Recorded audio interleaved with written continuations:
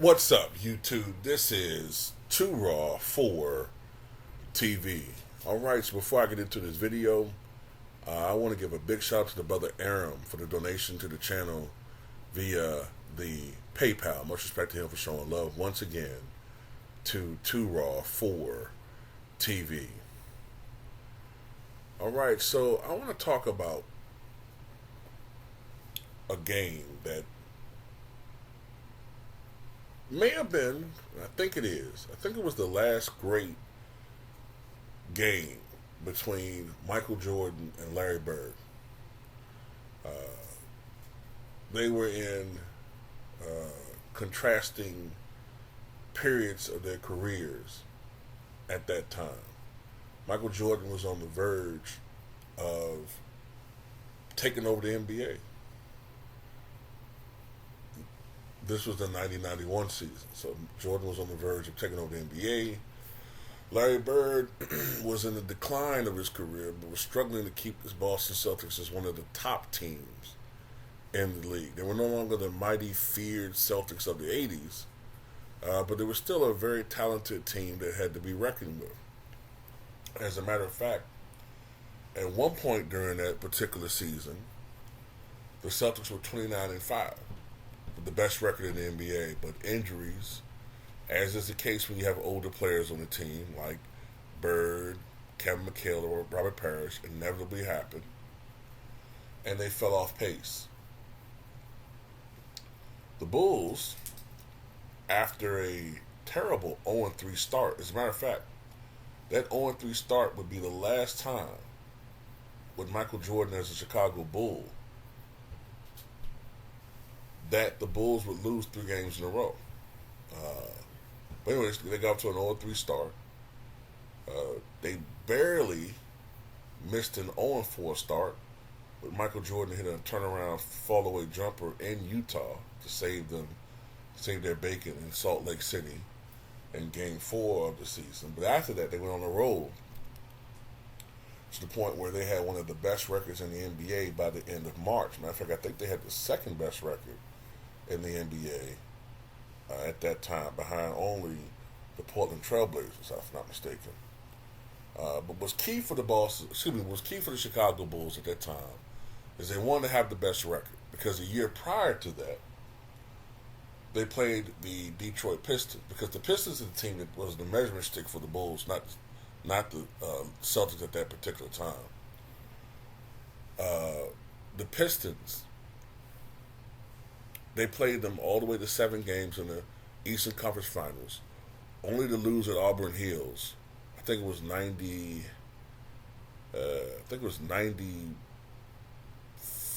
What was the score? 93-74, I think it was. Jordan had a great game, but the rest of the Bulls, plus B.J. Armstrong off the bench, combined to miss 46 out of 57 shots. If he had got some decent help, then they might have won the game. So that's why it was so important for Chicago psychologically to have home court advantage in 1991, at least in the Eastern Conference. Going into this game, Sunday, March 31st, 1991, the Boston Celtics were 2.5 games behind the Bulls. The Pistons had been dealing with injuries that particular year. I think they wound up going 50-32. But the Pistons were so confident as a team that they felt like they could three-peat even with not having home court advantage. But this would be a very memorable game. 5 years earlier, Michael Jordan dropped 63 points in a double overtime game at the Boston Garden. Unfortunately for the Bulls, the Celtics won that game. Once again, this would be a double overtime game at the Boston Garden. And once again, the Boston Celtics would prevail. But it will still be a memorable game for those who watch it. Earlier on, Larry Bird, who had been struggling with his jump shot, by his standards, was hitting. He was only shooting around 47% from the floor that year, which by his standards are low. When you consider the fact that, going into that season, Bird was like a career 51% shooter.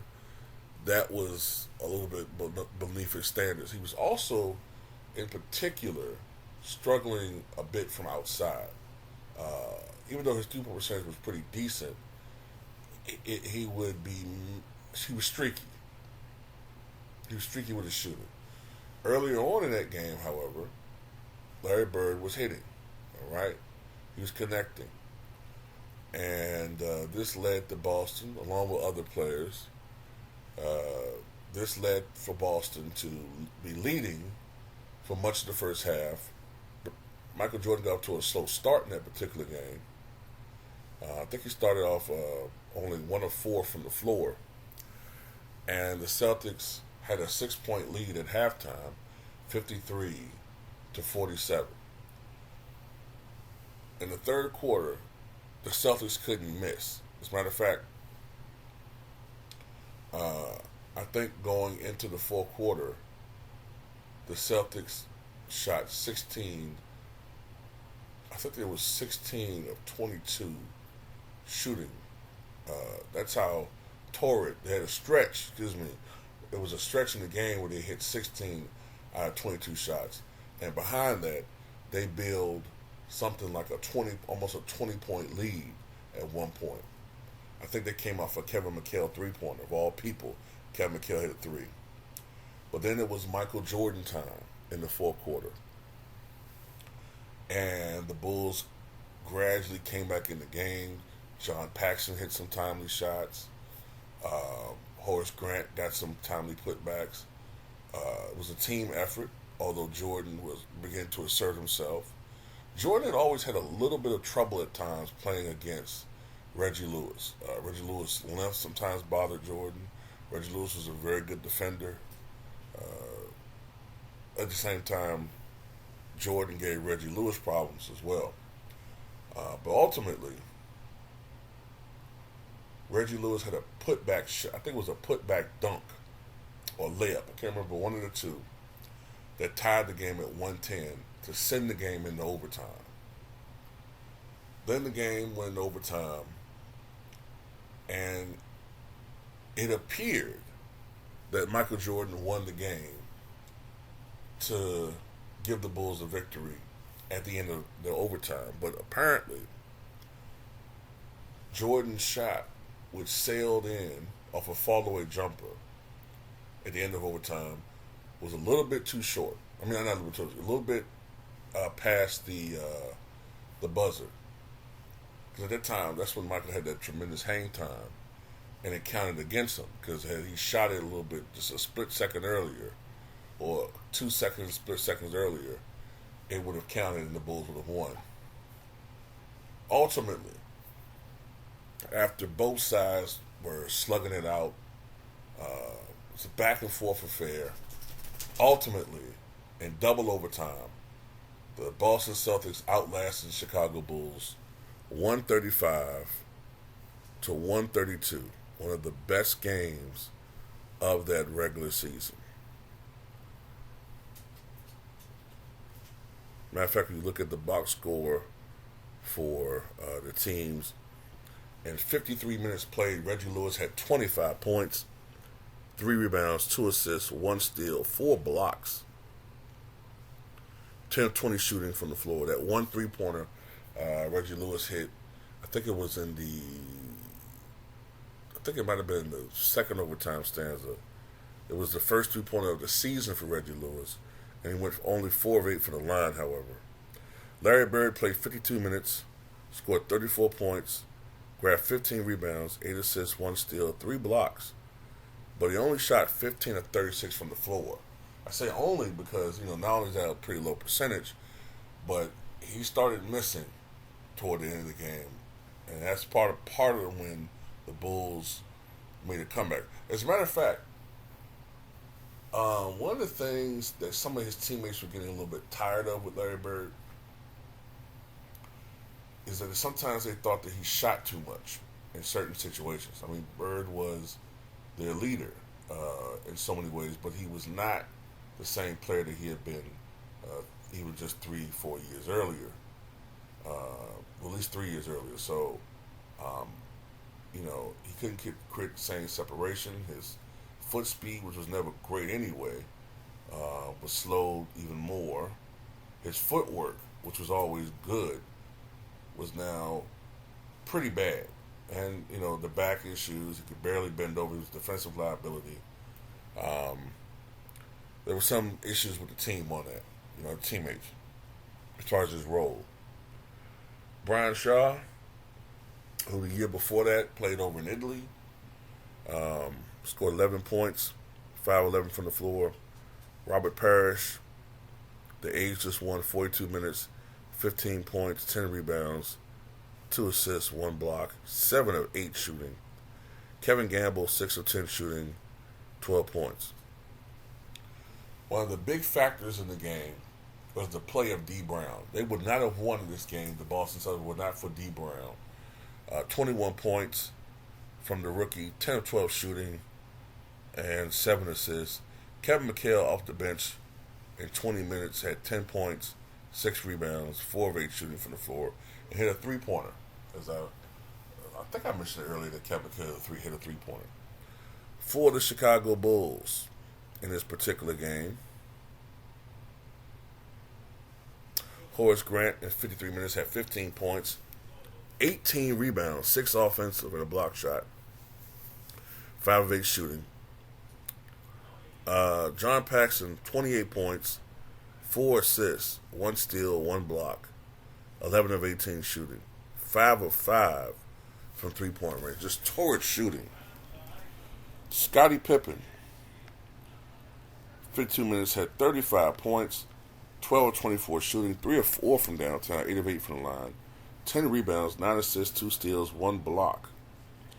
Michael Jordan just had one of the worst shooting games of the season and perhaps of his career at that point. He had 37 points, but had to take 36 shots to get those points. Only 12 of 36 shooting from the floor. 7 rebounds, 9 assists, 2 steals for Michael Jordan. Bill Cartwright, only 5 points in 42 minutes. And the bench for the Chicago Bulls only scored 12 points. 12 points off the bench, whereas the bench of the Boston Celtics scored 38 points. So that was a big factor in the game as well. Ultimately, the Boston Celtics would go 56-26 that season. I think they had the second best record in the Eastern Conference. The Bulls went 61-21, the best record in the Eastern Conference. And the Bulls are the team that were going to win the championship that year, beating the Lakers led by Magic Johnson in his last couple games. They led their team to a championship. So,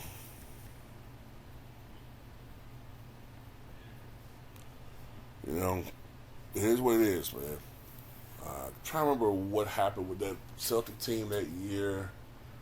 I think they lost. Man, I'm trying to remember.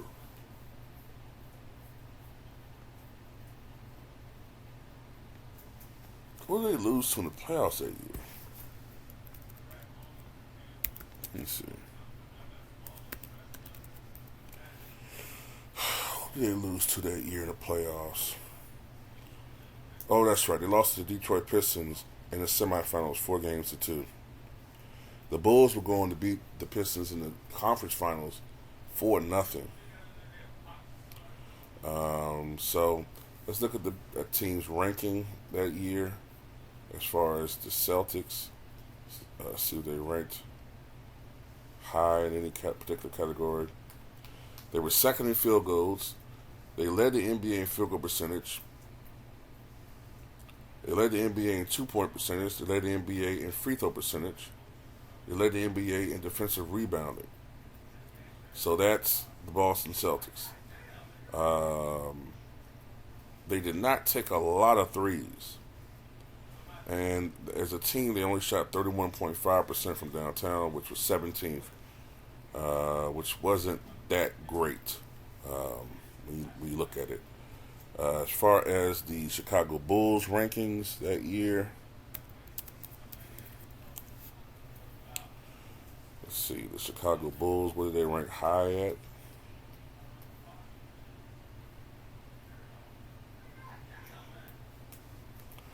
They weren't number one in any particular category. They were third in field goals, second in field goal percentage, third in 3-point percentage. So they were a great 3-point shooting team. Uh, they were second in 2-point percentage, and that's the Chicago Bulls. So anyway, tell what you guys think.